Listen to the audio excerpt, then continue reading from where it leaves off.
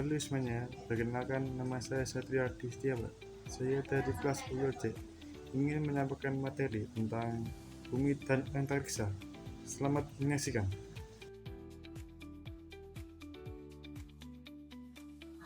Yang kita bahas pertama adalah komposisi dan lapisan bumi. Terdiri dari inti, mantel, dan kerak. Setiap lapisan memiliki karakteristik unik. Yang pertama adalah inti bumi, terdiri dari besi dan nikel. Suhu sangat tinggi. Yang kedua, mantel bumi. Lapisan terbesar terdiri dari magma padat. Yang ketiga, kerak bumi. Lapisan terluar terbagi menjadi kerak samudera dan benua. Selanjutnya adalah fenomena alam di bumi. Yang pertama adalah vulkanisme. Vulkanisme adalah letusan gunung berapi dan pembentukan pegunungan. Yang kedua, gempa bumi. Gempa bumi adalah pergerakan lempeng tektonik dan aktivitas seismik. Yang ketiga, cuaca ekstrim. Cuaca ekstrim adalah angin topan, badai, dan perubahan iklim. Yang keempat, proses geologis. Proses geologis adalah erosi, sedimentasi, dan pembentukan batuan.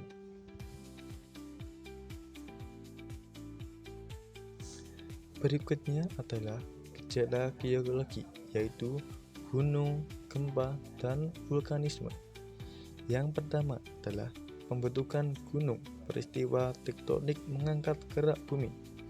Yang kedua, gempa bumi diakibatkan dengan pergerakan lempeng tektonik di bawah permukaan. Yang ketiga, letusan gunung berapi yang mengakibatkan keluarnya magma dan material vulkanik dari dalam bumi.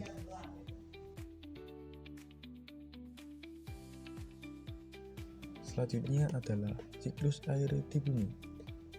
Yang pertama adalah evaporasi, yaitu air laut menguap diakibatkan oleh panas matahari. Yang kedua, presipitasi, yaitu uap air di atmosfer mengkondensasi menjadi hujan. Yang ketiga, infiltrasi, yaitu air hujan meresap ke dalam tanah dan membentuk sumber daya air.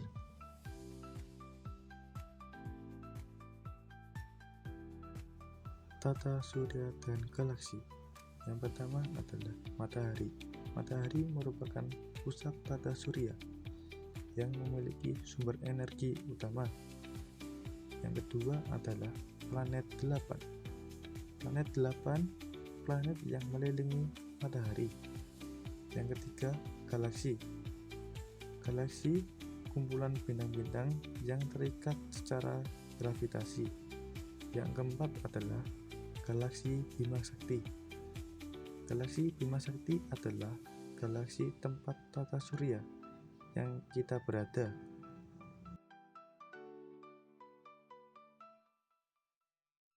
Selanjutnya adalah eksplorasi antariksa, yaitu penerbangan luar angkasa untuk menjalankan misi penjelajahan, observasi, dan penelitian di luar bumi.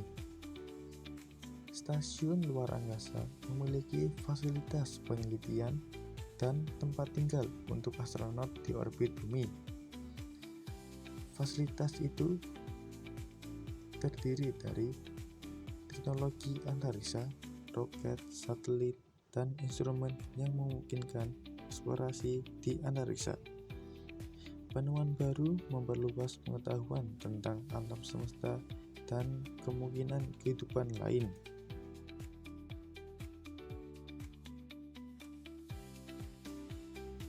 Selanjutnya adalah dampak manusia terhadap lingkungan bumi. Dampak yang pertama adalah eksploitasi sumber daya, yaitu penggunaan sumber daya yang berlebihan dan tidak berkelanjutan.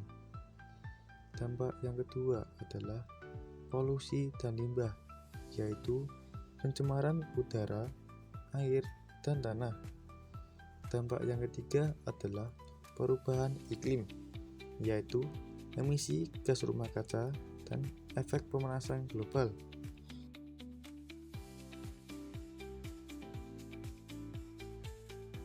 Selanjutnya adalah keseimbangan ekosistem bumi.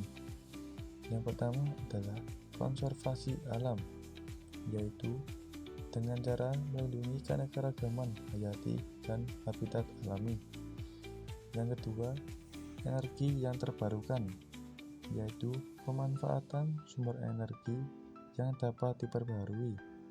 Yang ketiga, daur ulang dan efisien, yaitu dengan cara mengurangi limbah dan menggunakan sumber daya secara efisien.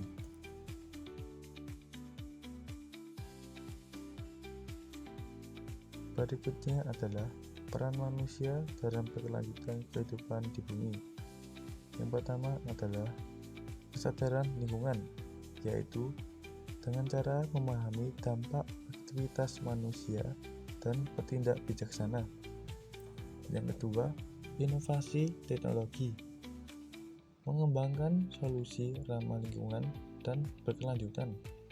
Yang ketiga, kerjasama global, yaitu kolaborasi internasional untuk mengatasi tantangan global.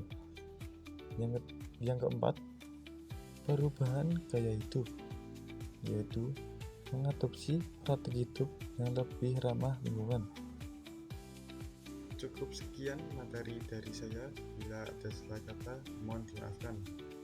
Jangan lupa like, komen, dan subscribe.